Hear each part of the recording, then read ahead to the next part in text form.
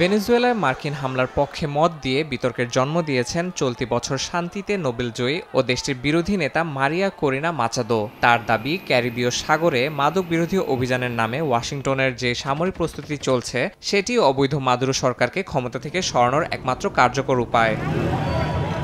ব্লুমবার্গের এক সাক্ষাৎকারে মাচাদো বলেন, এই সামরিক চাপকে তিনি অপরিহার্য মনে করেন। তার দাবি, গত নির্বাচনে মাদুরো অবৈধভাবে ক্ষমতা দখল করেছেন, যেখানে তাকে প্রতিদ্বন্দ্বিতা থেকে বিরত রাখা হয়। এদিকে সিবিএসে এক সাক্ষাৎকারে প্রেসিডেন্ট ট্রাম্প বলেন, মাদুরোর সময় ফুরিয়ে এসেছে। তবে ভেনেজুয়েলার অভ্যন্তরে সরাসরি সামরিক অভিযান চালানো হবে কিনা সে বিষয়ে অনিশ্চয়তা বজায় রেখেছেন তিনি।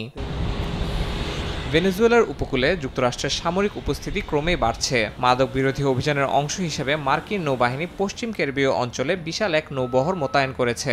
যদিও প্রেসিডেন্ট মাদুরো যুক্তরাষ্ট্রের অভিযোগ উড়িয়ে দিয়ে বলেছেন, এটা ভেনেজুয়েলার তেল সম্পদ দখলের জন্য বানোয়াট এক যুদ্ধ। কারাকাস বলছে, ওয়াশিংটনের এই নৌ অভিযান দেশটির সার্বভৌমত্ব লঙ্ঘন এবং সরাসরি অভ্যুত্থানের প্রচেষ্টা।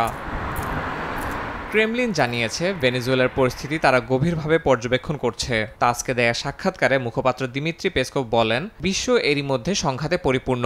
কোনো সংঘাত সৃষ্টি হোক তা মোটেও কাম্য নয়। দুই পক্ষের মধ্যে শান্তি বজায় রাখার প্রত্যাশাও জানিয়েছে মস্কো। ইয়াসিন মোহাম্মদ জিসান, সময় সংবাদ।